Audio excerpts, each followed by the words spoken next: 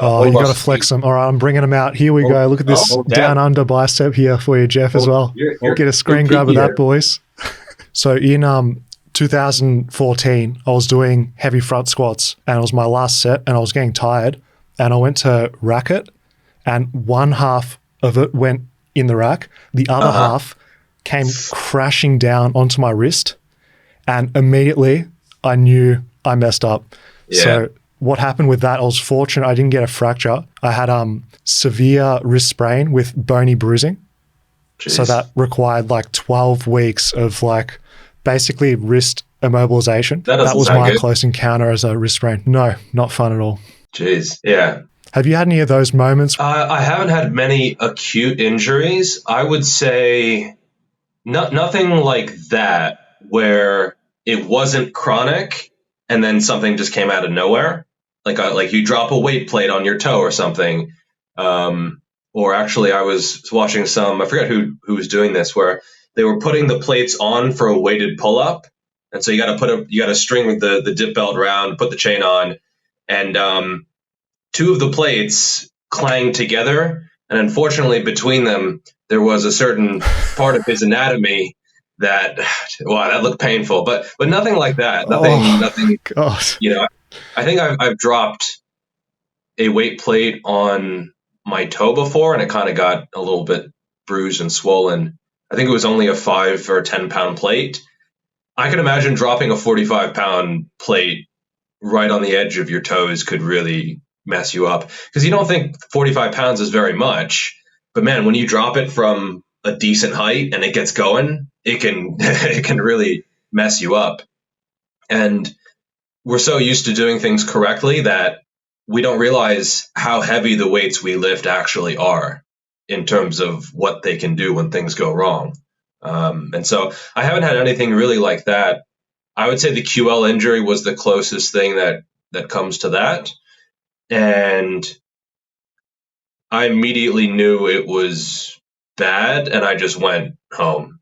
I immediately tried to get home, and it took a while. I had to I couldn't really sit down. I couldn't do a lot of stuff that was really basic just a few hours before.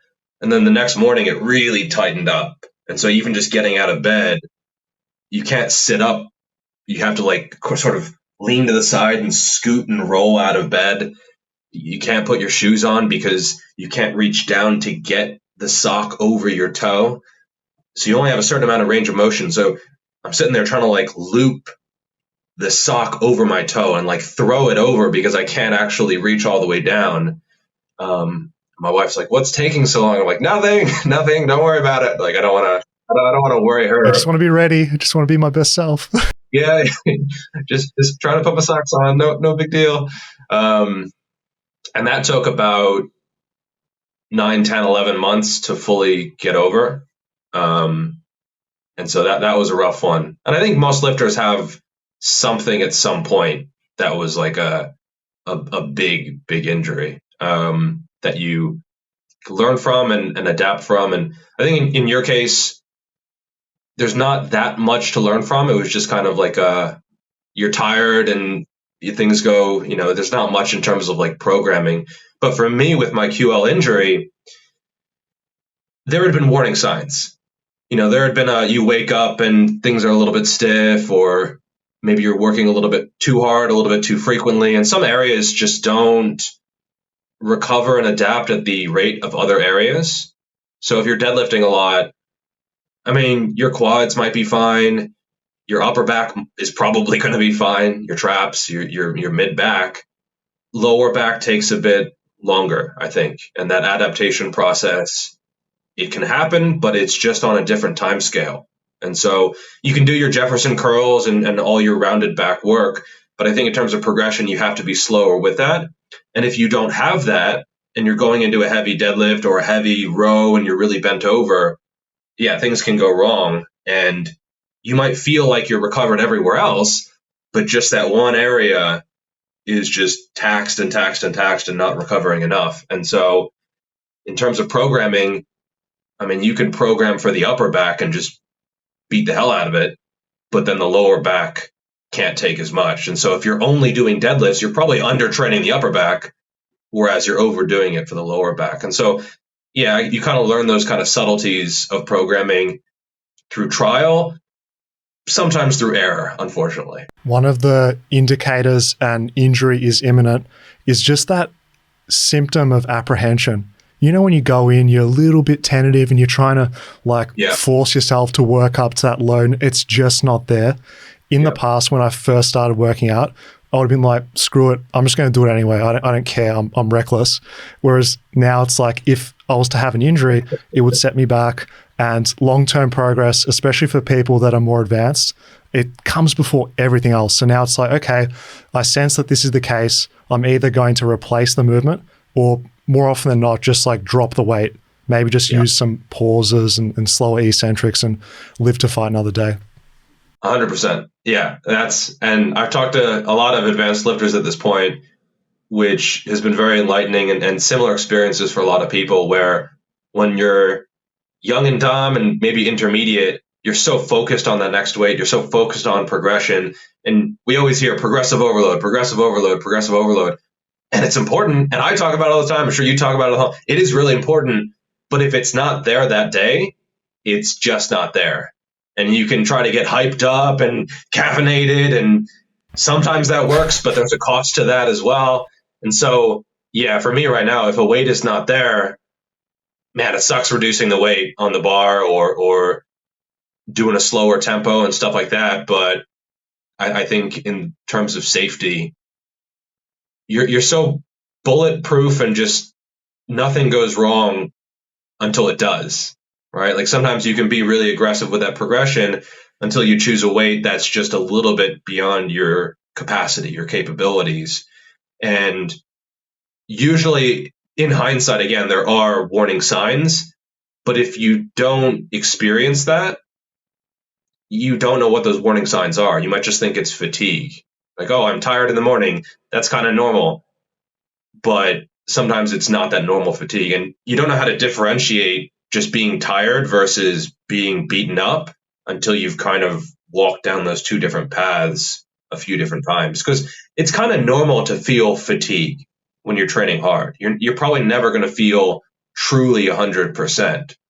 But there's a difference between general fatigue and a local nagging chronic injury that you are kind of just ignoring, which, you know, I've been there before. And eventually you have to get smarter, because I've seen people go up against that wall and up against that wall, and the wall is undefeated. Like it just, you can't get around that by like just brute forcing it. You have to have more options than just go all out with the heavy weight. It's often as simple as just replacing the movement, because if it's your chest is aggravating you on dips, if I substitute that for a bench press of some kind, it doesn't give me the same symptoms. So it's just like as simple as that, not being too attached to having to do that exercise. Now, if you're a power lifter or if you've got very specific specialized strength goals, that's a whole other story. But for the average meathead listening to this that just wants to get thick, juicy, build some of that glorious mass, you've got so many options, which can be overwhelming, but it's also freeing. Oh, for sure. And variation is something that I talk about the basics a lot. And I think as a beginner, yeah, you maybe want to stick to slightly more minimalism just to get used to various movement patterns. I mean, if you don't know how to hinge, learn how to do that before trying a whole bunch of different hinges. If you don't know how to just, keep good technique when you're pushing or when you're pressing, sticking with the basic movements are pretty much always a good investment for a beginner. And a lot of people are trying to skip over those. But when you're more advanced, you're a lot stronger. Again, you're carrying around this local fatigue. I've heard Eric Bugenhagen talk about this. Atlas Power Shrug talk about this, where sometimes a variation of, say, a deadlift, it's just not there that day, but then you switch the variation and you hit a PR. And I think it's just because a particular area, again, often the lower back, is taxed enough that your body kind of senses that, hey, it's just not going to happen this day. And again, you can get fired up, you can fight or flight, and you can probably pull it if you really wanted to. but I think your body senses there's a weakness there, and it kind of just prevents you from going all out, which is a good thing. But then you switch the variation and you're at your all-time best. So I think, yeah, hypertrophy, it is really a forgiving adaptation in terms of rep range, in terms of exercise selection. And as long as you're pushing pretty close to failure, I think that's what matters most. And then also progressing. But once you're advanced, you have such a broad stable of exercises that you could pick any horse you want. You've ridden it before a bunch of times, and so you're kind of at least somewhat in touch with the movement. Now, some are more technical than others, and you got to ride those horses a little bit more frequently in order to actually see progression. But man, I've done some movements that I hadn't done in years, and I set a PR just because it was very intuitive. It was a movement I'd done dozens and hundreds of times before, and so I could just sort of take it out, go for a ride, and then put it back and pick it up later. And that's a more advanced thing that beginners shouldn't really be doing because you don't have that time with the basic movements that are going to pay long-term investments. When you say basic movements, are you referring to things like free weights with barbells, dumbbells, bodyweight exercises through vertical and horizontal pulling and pushing? Yeah, I would say machines are not really going to be basic. Barbells, dumbbells, bodyweight movements.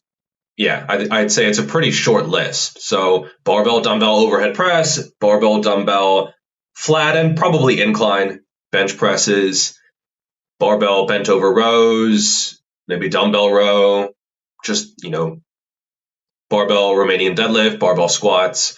And all of these exercises have issues, but every exercise has issues. You can always pick apart various movements and say, oh, this could be better if we did this. Well, if you improve a movement in some way, you're often taking something away as well, right? And so if you go from, say, a barbell back squat to a leg press to a very quad dominant leg press, okay, you're taking out the lower back, you're taking out the bracing component, you're maybe even taking out a little bit of traps. If you've done 20 rep squats and you're standing there 3 minutes in, I mean, you feel it in your upper back just to hold that position and hold the weight on you. And so it's really working a lot more muscles than just the quads. Whereas you're doing some narrow stance, low on the pad, foot position, leg press, you're not really taxing your adductors. You're not really bringing your glutes to failure because you're really just trying to bias the quads as much as possible,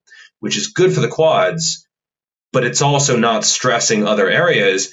And so if you go from back squat to leg press to hyper-specific leg press, you're losing things that you have to put back into your program. And I didn't really realize this until, a few months after doing this. You look down at your adductors and you're like, they don't really look as rotund as they were before. That's a little bit. That's the word of the podcast, rotund. It's a Bugenhagenism. But yeah, you don't realize what you're missing because you don't really consider what other muscles these very big basic movements are targeting. And if you're a beginner, you probably don't want to do tons and tons and tons of movements, spending tons and tons of time in the gym. And so, yeah, just do a back squat. You're working your quads enough for them to grow because you're a beginner and it's a new stimulus and you're very far away from what your theoretical potential might be. And so, yeah, you're working your quads, but also your adductors, also your glutes, also your erectors, lower back, bracing, coordination, stability. I mean, there's a whole bunch of stuff in there, plus a little bit of cardio as well, because again, you're working more muscles than a very specific movement.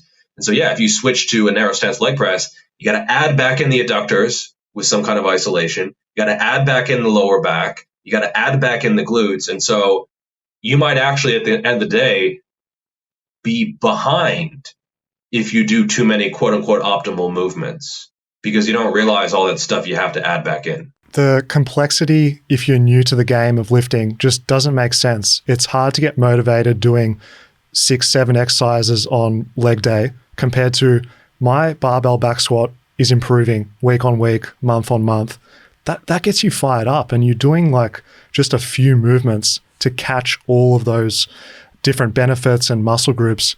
But playing devil's advocate here, free weights, they're often criticized as being less stable than optimal exercise variations. What are the benefits of free weights with barbells and dumbbells? Sell it to us, because it seems like the narrative is very different these days. Well, I don't have anything to sell. I just try to speak my mind, and I do so notice some people selling various movements, like this is my movement. Luckily, you can't copyright human movement, as far as I know, and so no affiliate code for free weights, Jeff? No, I've asked them many times. They won't shell out. See, that's why you're not selling it. I see what's going on here. If I could, I would. So it's often viewed as a negative. Oh, you need to stabilize this. You should do a more stable movement, maybe a curl where everything is locked in, a machine, something where you don't have that freedom of movement. Unfortunately, we actually have stabilizers that we can use to stabilize movements. Yeah, and you can actually train them at the same time when you are doing these movements that require stability. And so, yeah, if you go from a leg press to a back squat, it's a different experience. Your back squat will build your leg press. Your leg press probably won't do much for your back squat. So if you go from back squatting, you spend a few months leg pressing, then you go back to back squatting, you might be disappointed by how things go. Your performance will probably get worse, especially when you're advanced. Now, your potential back squat might go up if you've built some muscle because you have a bigger engine, but you don't know how to use that engine because it's very possible the limiting factor might be technique, stability, bracing, coordination, co-contraction, all these nice words. And so the basics tend to build other things. Other things don't really build the basics. So you can, if you're strong at the basics, free weights, barbells, dumbbells, stuff that requires stabilization, a little bit of badassness, you can go over to most machines and they're just so easy. They're so easy. If you look at a gymnast or an Olympic weightlifter, you have them go and do any machine in the gym, it's just so easy because compared to what they had been doing in terms of their coordination requirements, it's just nothing. I'll just jump in and give my example of that, Jeff, like doing calisthenics and, all these bodyweight exercises for overhead pressing, handstand push-ups, pike push-ups. I had that exact same experience when I first went to a gym just to play around and using quite a substantial amount on the weight stack on a like overhead pressing machine with never doing it before. Whereas if I'd just been doing machines, it's not humanly possible to go and do a handstand push-up. Yeah. You'll be so underwhelmed because you make a handstand push-up look very easy, and for me, I don't do that movement, and it's not that I don't have strong shoulders or a decent overhead press. It's just that the coordination and my body is capable of it in terms of the strength. You have the hardware with your muscle mass and overall strength. You could have the software if you did the actual bodyweight exercises. Exactly. And I think that's where frequency would come into play, where trying to do it multiple times per day even would be the way to go, because you can develop that ability very quickly. It's building the muscle that really takes time, right? And so I haven't done it, and I don't like to say I could do something that I haven't done, but yeah, if I wanted to do that, I would really focus on the skill aspect, probably not even going close to failure, because when you go to failure, you increase the recovery time. Exactly. And so you want more frequency. And so I would actually probably keep reps in reserve for a change if that was a goal, because the skill aspect is so important. Like, you don't see Olympic weightlifters training to failure very often because it is a very neurological skill-based thing, and they want to be able to have very frequent touches on the bar. There's some deadlifters who deadlift once every 2 weeks because it's so taxing and it's not as skill-based. Olympic weightlifters are in there every day, often twice a day, because they need those frequent touches on the bar. Well said. The skill of strength is a major one for actually displaying that. With the Olympic lifters, they're squatting daily.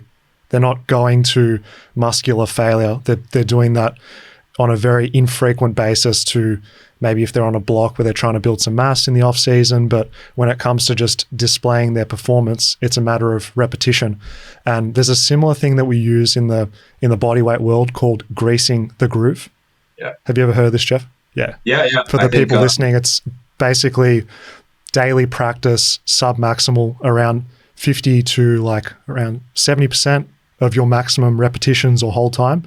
And you do that frequently throughout the day to improve your nervous system and displaying your strength performance.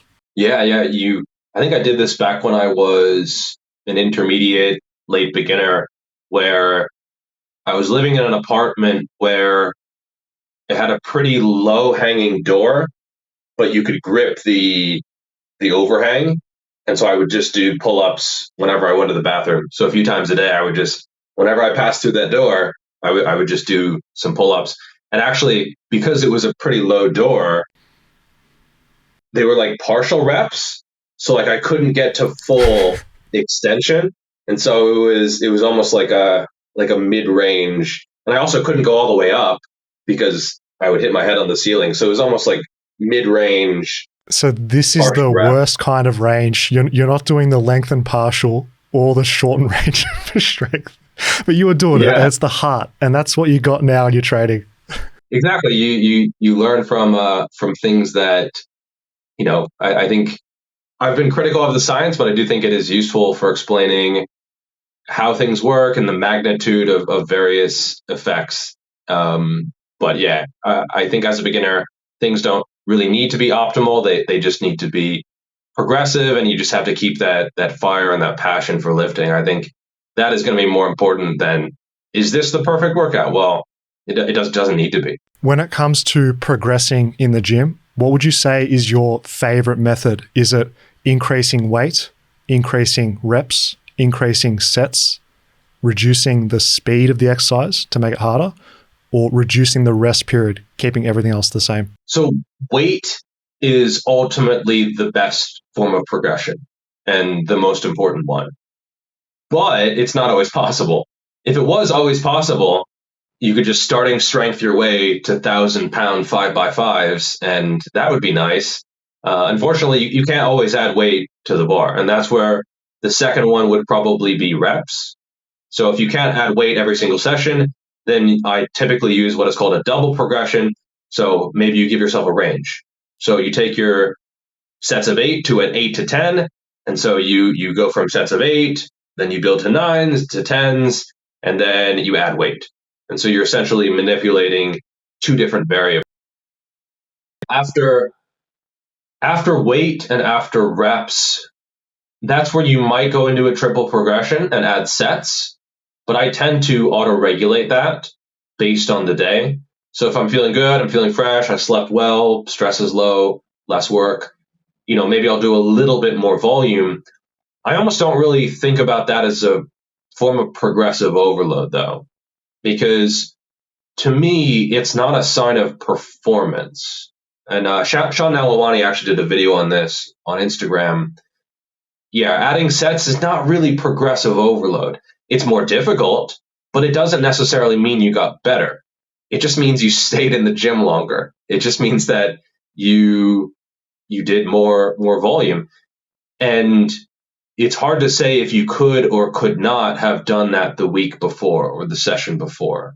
So, let's say I do 2 sets of 10, week 1, week 2, 10, 10, 10, week 3, 10, 10, 10, 10. So going from 2 to 3 to 4 sets, all 10 reps.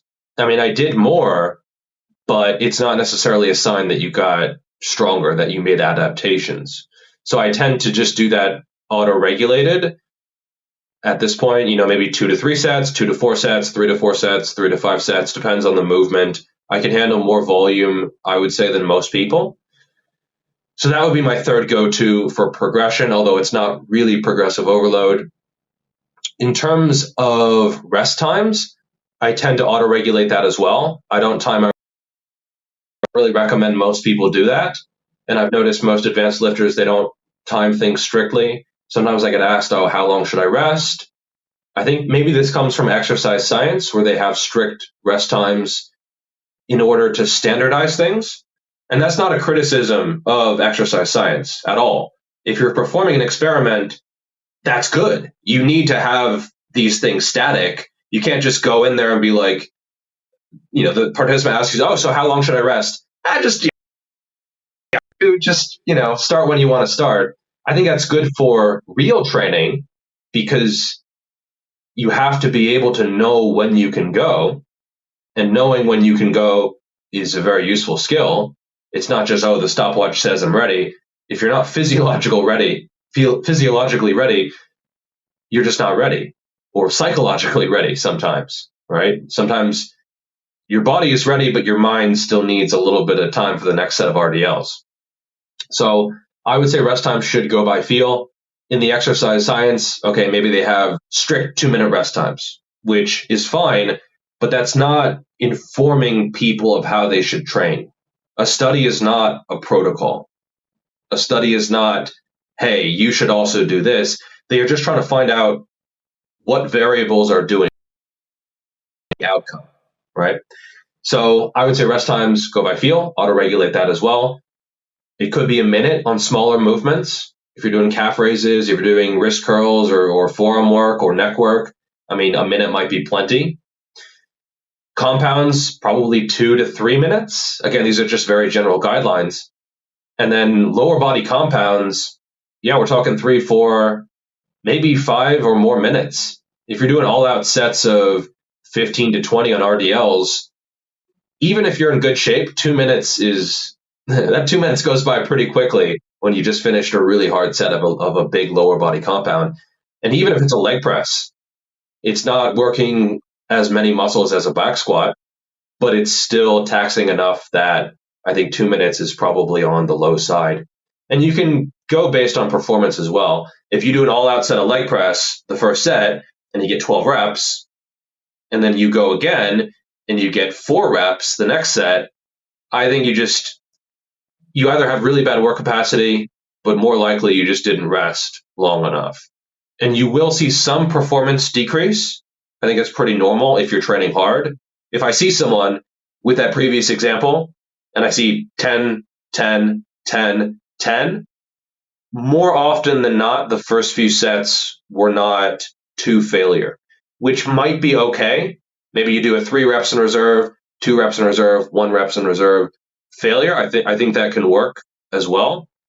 But if someone says, all 4 sets to failure, I would want to see those sets because I'm really curious about how that is possible. Maybe if you're very, very endurant and you're resting a long time, but in most cases, I think people are not getting as close to failure as they think. That was world-class response, and I agree with everything you said there. As a fellow lifter myself of 15 years, adding weight and reps is just the most honest way to do it, because in the past I got into the trap of adding sets, but let's be honest, that extra set, it's just you hiding from putting more weight on the bar or doing more reps.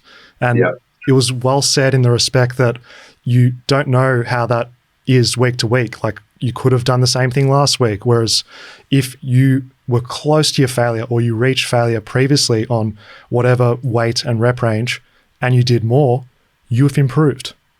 So if we can constrain the things that we have to change, it keeps us honest, it keeps tracking things reliable and repeatable, and then all we have to focus on doing really for bodybuilding is keeping other things constant. For me personally, I find it really difficult when I'm trying to progress with weight or reps to not change my technique. It's like a constant battle, man. It's like, okay, I've been on this weight and this rep range, and I just want to add another rep. And then you start going a bit quicker and you rush. And it's like, deep down, you actually made it easier. So how do you circumvent this? Is there any way, Jeff? I do not. I think that is when you're advanced, especially, it is very challenging because, all right, I'll give you an example. For my incline dumbbell curls, I probably put on 1 to 2 reps a year. with a certain weight, maybe 3. So it's a movement I've done many times. I've done it for many years. It's one of the most used curls in my repertoire. And when you're an advanced natural lifter, I've been at it 10 years, and you're just not going to gain that much strength. And so it's really difficult to even measure your progress. But there's almost always a way to cheat, to get more reps. Again, you're quickening things up. Maybe even on a fairly strict curl like an incline dumbbell, you can do this kind of stuff. You can do where your shoulders they're going forward in the bottom position, and then in the top position, you're kind of like rotating them upwards. And so you're still working your biceps, but you're working other stuff as well, even the chest at times, to get them into the movement. And then on like a freestanding easy bar curl or barbell curl, man, you can get tons of stuff involved there. I mean, you can get the chest involved slightly, you can get the hips. I mean, the hips are so strong. If you think about how much weight you can deadlift and squat and you can hang power clean compared to a curl, whenever I hear someone with a heavy curl, more often than not, it's like an underhand power clean. It's like a push press bicep curl or a hip thrust. I'm training glutes on bicep day, boys.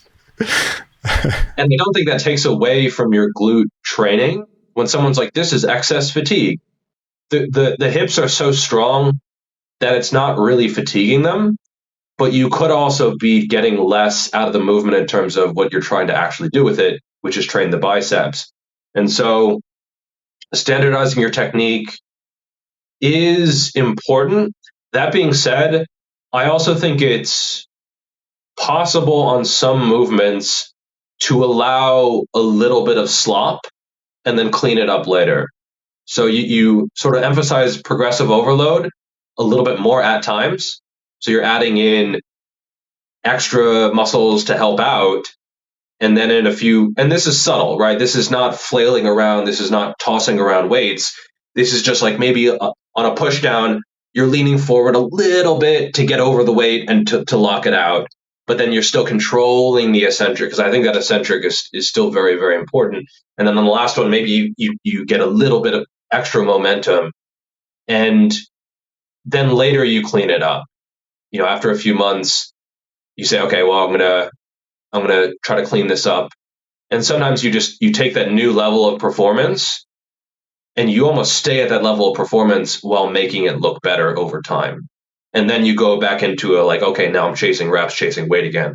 And I think that can work well. But as a beginner, it's probably not needed, just because you should be able to progress with static standard form very quickly anyway. And so, yeah, when I see a beginner using these more advanced strategies, it's a little bit of a red flag, because you want to save these things like rest pause or overloaded eccentrics. You want to save these for later when they're actually needed. If you don't need them, don't use them. Training like an advanced lifter doesn't make you an advanced lifter.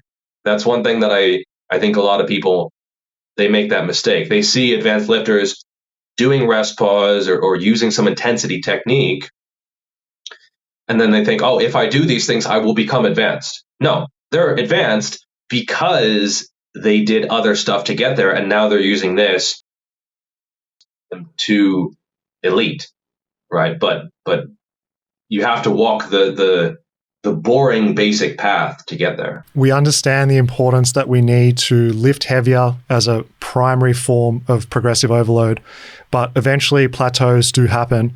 You've come up with this concept that you coined getting your foot in the door, and I thought this was just a real game changer of advice. Can you explain what this means? Yeah, so again, this is sort of an advanced thing, although some intermediates can maybe benefit from it. It's where you hit that plateau and you've hit it for maybe 3, 4, or 5 sessions in a row. And so maybe you're working which is a pretty standard hypertrophy range. I think if I could pick one rep range for hypertrophy, well, it'd be like 5 to 35, but that's a little bit excessive. So 8 to 12, I think it's hard to go wrong with 8 to 12. It's a very solid rep range. It's good for isolations. It's good for compounds. It's not super taxing or fatiguing like very high reps might be, but it's also easy enough on the joints compared to lower reps that I think it's very sustainable. But if you're plateaued in that range, you might want to go a little bit heavier. You might want to drop it down to 6 to 8. You might want to drop it down to 4 to 6, assuming everything feels good. And this is just because you want to get your foot in the door. If progressive overload is not happening, you might need to pursue it a little bit more aggressively, right? And so I have definitely gotten over plateaus by lifting a little bit heavier than what you are comfortable with. And I think on some movements, they're never really going to feel 100% comfortable. When I hear someone say, oh, when I unrack a back squat, it feels heavy on my back. Well, I mean, at a certain point, yeah, it's going to feel heavy on your back. That's kind of a sign you're doing it right. A set of like 4 to 6 in RDLs, that's never going to feel comfortable. I mean, you might do the first rep and feel, wow, this is like too heavy. But then if you just keep going, you use that gusto, you can get 5, 6, 7 reps, and then you just try to build it up over time. So you're trying to set your eye and your expectations on this new weight being eventually a weight that you can use for hypertrophy. And man, if that means doing the 50 kilo dumbbells for 2 or 3 reps at first, I think you might need to do that in order to have them be like a real working weight. And I think this might not be the best for hypertrophy if you do a triple, but if that triple turns into a set of 4, then a set of 5 and 6 and 7 and 8, that is what is really important. And again, this is only really if you're plateaued. If you're doing well on sets of 8 to 10, just keep doing that, right? There's no point in forcing progressive overload if it's already just happening. Yeah, especially because we're told, you got to do 5+ reps for hypertrophy given the stimulus to fatigue ratio, and that's all good stuff. But, for me personally, I was really struggling to progress my seated barbell overhead press, stuck at 65 kilos for sets of like 7 to 8 on average. And then just introducing what you said there, Jeff, with doing 70 kilos for 3 reps, just a top set before I got into my hypertrophy stuff. Now I'm actually playing with the 70 kilos for 5 reps. So I've met that like quote unquote minimum threshold, but there's just no way that I would have been able to touch that weight with confidence if I was just doing my 65 kilos for 7 again and again and again. I just wasn't getting that real like neural like stress and force development from the low reps. Yeah, and after using a heavy weight, a moderate weight feels light. And this is sort of post-activation potentiation. And this is where I'm not a huge fan of reps in reserve most of the time. But if you're doing like a heavy double or triple, it's not the failure that is driving progression. It's just the weight. It's just feeling that weight for the first time. And it feels different. If you go from, say, the 40 to the 45 to the 50 kilo dumbbells on incline press, those 50s might feel really intimidating. It might be difficult to get them into position, especially if you're doing like a seated dumbbell press. At a certain point, the most difficult part is just kicking the dumbbells up and getting the movement started. But man, if you can start a set of dumbbell overhead presses with the 40 kilos per hand, and you go back to the 35s, they just fly. And so I think, yeah, again, if you're plateaued, this can be a really, really good way to get over that. I would add that it works best on movements that are safer and where failure is not particularly punitive. So on a seated barbell press, if you fail, it just goes up a little bit and then it goes down and it's in the rack. And so it's like, it's not a big deal at all. Yeah. Whereas if someone is doing a flat barbell bench press without a spotter, well, I would be a lot more conservative. Right now, I've done the roll of shame several times. And if you do that with light weights, I can roll 80, 90, 100 kilos off of me. But man, once it gets beyond that, the roll of shame leaves some nasty marks on your belly, and it's just not pleasant. Yeah. So Same thing for the barbell back squat. Part of it is just annoying to have to re-rack the barbell, either like power clean it up or take all the plates off. But part of it is just safety. So I would say on pulling movements, it works really well, I find, just because most pulling movements and most rowing movements, they're most difficult in that contracted position. And so if you go a little bit heavier, okay, maybe you don't quite get that full contraction at the top of a chest supported row, but now it's a lengthened partial. And so now you're feeling that heavier weight. Now you're getting a nice stretch, you're getting used to this, and you just pull as hard as you can, and whatever range of motion you get is just what you get. And so if you're focusing on like that peak contraction, the mind muscle connection, the pump, those kinds of things, those are not that important for hypertrophy. And so if you're going really light on your rows in order to feel a peak contraction, I think in most cases you're kind of messing up and should go a bit heavier, and getting your foot in the door by doing a little bit heavier weights, a little bit lower reps can be a really good way to do that. That's a great point you've just raised there, because that's a common misconception that if you're not getting the pump and you don't feel that local fatigue in your muscle, that your workout is a waste of time. There's most of my workouts these days, because I'm doing these big, heavy compound movements for, sets of 5, 6 to start with, and finishing them in a moderate rep range on, free weights and machines and stuff. I don't always have that pump, but I'm progressing on paper. My physique is improving as well. Whereas if I was a beginner, I'd be like, geez, what muscle's this working? I can't feel it, which we know is not really overly important. Yeah, I mean, I like getting a pump, but it's not necessary at all. And I think this is kind of an enhanced lifter byproduct, where maybe for them it's more important. There could be some kind of fascia stretching going on from the pump. It could be that once you get bigger than humans were intended to get, maybe the fascia is limiting and you need to get the pump to stretch it out. I think that's a possibility. I think also if you have a whole bunch of androgens in your bloodstream, it might just be correlation. So when you go on cycle, you get way more of a pump. And so you think the pump is what is causing growth, but it might just be the fact that you're blasting a whole bunch of stuff. And so, yeah, it seems like most people who really prioritize the pump are enhanced. And that's one thing that I definitely wasted time doing, where I think especially 2016, it was like, how do I get the biggest pump? Well, how do you get the biggest pump? Short rest times, super high reps, constant tension. And I think it's okay to get a pump if it's a byproduct of proper training. But if you have to go out of your way to go and get it, and you ignore the progressive overload, you ignore the heavy weights. Proximity to failure. If you're just getting a pump for 50, but you could have done 55 Exactly. reps example, it's a waste of time. Oh, for sure. Yeah. And so if you chase the pump, you're probably running away from things that actually are important in most cases. And again, if it happens, like, that's great. Do it at the end of the session if you really need to leave the gym like that, but don't kid yourself into thinking that that is actually going to impact your progress.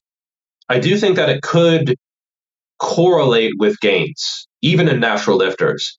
If you're eating enough, if your glycogen levels are full, if your stress levels are lower, cortisol is lower, I do find that I will get more of a pump, or it'll be easier to get a pump. But it's sort of just a byproduct of being in a good physiological situation. It's like if you're tending a garden and the flowers are starting to bloom, well, maybe it's the fertilizer you use or the water you use or just the overall environment, but you don't know if it's any one particular thing. And so, yeah, if you get a pump, it's not a bad sign, and it can be used to say, okay, now I'm definitely working this area. If you do a set of bench presses and you don't get any pump in your chest, but you get a big pump in your front delts or in your triceps, I think it's a pretty good sign that the pumped areas are working more.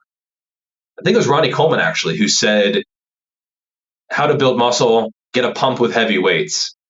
And that the heavy weights thing takes care of the progressive overload and the tension side of things. And then if you're getting a pump, again, he's enhanced, obviously. So, maybe for him it's more important than for other people. But I think as long as you're progressively overloading and you're having enough tension and good technique, the pump is like it's okay. Like, it's nice to get, but it's certainly not a requirement. Pump's nice to have, but not essential. Yeah. So you're doing a legs, upper, bro split, just repeating that until you require rest day, essentially. Yep, exactly. And yeah, it makes sense because some people that are hearing this split are thinking, geez, wow, like isolating arms and shoulders on a separate day or even like the day after upper, that doesn't make sense. But it's like, you think about a normal push-pull leg split, at the end of a pull workout, you're isolating your biceps. On the end of a push day, you're isolating your triceps and lateral delts. So you're just saving that for a later time. And I'm sure we can all relate to the end of a heavy session where you've done all these compounds.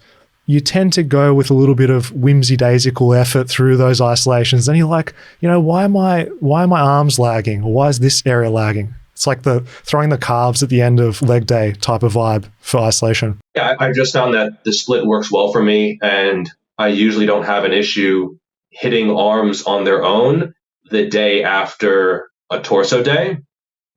I will say my torso programming is quite specific. My back, I might do a one-arm hammer pull down where I'm really trying to drive down and to move in an arc in order to get the most lat possible. And so when you're moving in an arc, you're taking the biceps out of it quite a bit. And so I'm not working a whole bunch of biceps on my upper triceps. A lot of my chest movements are converging. A converging chest press, you're just not working as many triceps as when you're latched onto a barbell. Same thing with an incline dumbbell bench press. Dumbbells in general are just going to be less triceps because when you're latched onto a barbell, you can essentially push outward on the bar. And so you're getting a lot more triceps engagement. And they've actually measured this with EMG. I don't think EMG is a perfect way to say, oh, this exercise is better than the other one. But it is an indicator of more going on. So if you measure more EMG activity with a barbell compared to dumbbells, I think it's a pretty good sign that you're working more triceps. And so I tend to do more dumbbell exercises. They tend to be easier on the joints for me anyway.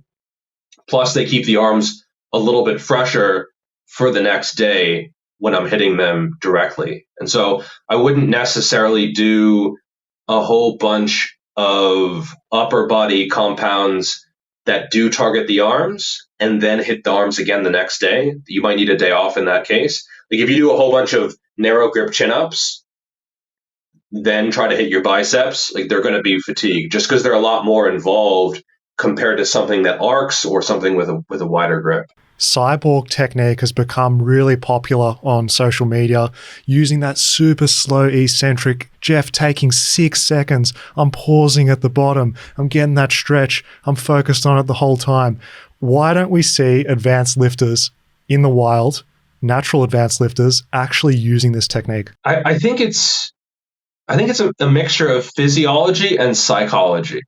Most advanced natural lifters that I've talked to, they are ambitious. Like there's a little bit of ego attached to the weight that they can lift. And so part of it is that if you are the type of person who will become an advanced natural lifter, you are not the type of person who is satisfied with doing your 10-pound dumbbell rows with a peak contraction. Like to you, that just sounds silly. It just sounds stupid. Like you look down at these pencil necks and you think, well, that's just not me. So if you're the type of person who finds very light weights not taken to failure, but with lots of range of motion, lots of control, if you're the type of person who finds that appealing, you're probably not the type of person who will become big. And so I think there's a psychological thing, right? And that's not to say that you can't change your psychology over time, but man, the type of people who are attracted to that style of lifting, I think maybe they just they find that appealing because of what it is not. It is not heavy. It is not overloading. It is not ambitious. It is not progressive. And so, I'm not strong, but I can use a lot of range of motion. So it's almost like you find something else to attach your ego to that is not the weight.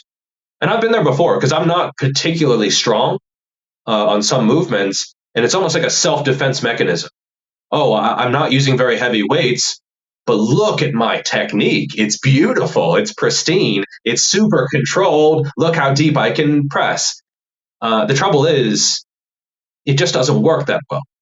If you can do a very light weight for lots of range of motion, you're probably still going to be smaller than the guy who uses not as extreme of a range of motion, but real weight, heavy weight, and is trying to overload over time. And so I think the stretch has become overrated.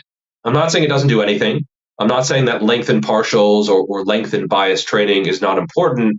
But if you focus on that to the exclusion of everything else, I think you're falling in. Focus on any training variable to the exclusion of everything else, you're probably going to end up with subpar training. There's a few caveats in addition to what you said there. There's a time and a place for that strict technique. If you're going heavier than you usually are, you're probably going to use a bit of a slower eccentric to make sure that you don't just go into Snap City. Or if you're doing a completely new exercise for the first time, you're not going to be skilled at the exercise. So there's some value in getting more out of less weight, at least initially. But the goal for everyone, I mean, that's where the true fun, the true results come, is from just lifting really heavy in that hypertrophy rep range, using decent control on the way down, exploding up with that full range of motion, then probably sprinkling in some length and partials depending on the exercise. There you go. Rinse and repeat. Progressively overload with that, and you'll have a phenomenal physique. It's one of those things that it's easy to tell beginners, but sometimes they just have to experience it for themselves. And it's super rare to meet someone who became advanced and figured everything out really quickly. Occasionally I'll meet someone where they got to advanced in like 3 or 4 years or 5 years. And just they nailed everything. Usually they had a coach or they had a mentor or they had someone sort of guiding them along the path. Like they talked to the big old guy in the gym, right? Man, that grizzled old dude in the gym who's still jacked, he's probably made most of those mistakes. So, if he's willing to take you under his wing, that's probably a really good option. Or just like a coach, someone who can prevent you from making these mistakes, or at least most of them, and kind of guide you through the wilderness of training, because that can speed things up considerably. And if you're kind of just going it alone, it very well might take 6-8 years before you find the right formula for yourself. Tracking for motivation means everything. I mean, you wouldn't go into your job and be like, I'm just going to earn money. I'm working hard. I'm just earning money. It is what it is. I just, the thought of going into the gym and just leaving being like, I worked hard today, as some like esoteric concept, just you cannot stick to that long term. But having those concrete numbers where it's like, I remember this last workout of RDLs and I barely could get through that final set. But then I came back the following week and I put an extra 2.5 kilos on the bar and did the same number of reps for everything. That gets you so damn amped up. And it's like this intrinsic motivation that you see on paper, and it just allows you to just keep improving over time. Oh, for sure. I've heard a saying with regards to training, everything works, but nothing works forever. I don't agree with that, because not everything works when you're advanced in particular. So the idea that everything is going to work, just go in and do, it's just not true. And so you have to have some way to track to see if your training is actually working. It's motivating when it is working, but it's not always going to be working. And if it's not working, you have to change something. So there could be more volume, could be less volume, could be a different rep range, different exercises. But without that information, you have no way to actually change things over time, hopefully for the better. right? There's a lot of talk about optimal training. I think just better training, better over time. It is this iterative process that ideally should be getting you closer to whatever that theoretical optimal is, which is also going to change over time because biology is messy. And so, but without that information, I think on the Iron Culture podcast, they called it is your pen light in the dark. So you're in this cave and you have this narrow little pen light that you can use to shine the way. It doesn't illuminate everything, but without that pen light, you have no idea. So you can move it around. You can say, oh, I've been here. This is what I did at this time. Like, oh, there's a wall here. And so it is very, very, it was actually Mike Tuchscherer who came up with that analogy. And I think it's a very good one. And you want that pen light in the dark because without it, you're kind of just wandering around and you don't know where to go or how to get out of there. Jeff, I really appreciate your time, mate. It's really rare to speak to someone that is an advanced lifter. Seems like they're few and far between. Life happens, people fall off for whatever reason. So getting to hear what's actually happening in your workouts and what you've seen has been absolutely awesome. Where can people find out more about your work, man? So mostly on YouTube. Awesome. Till next time.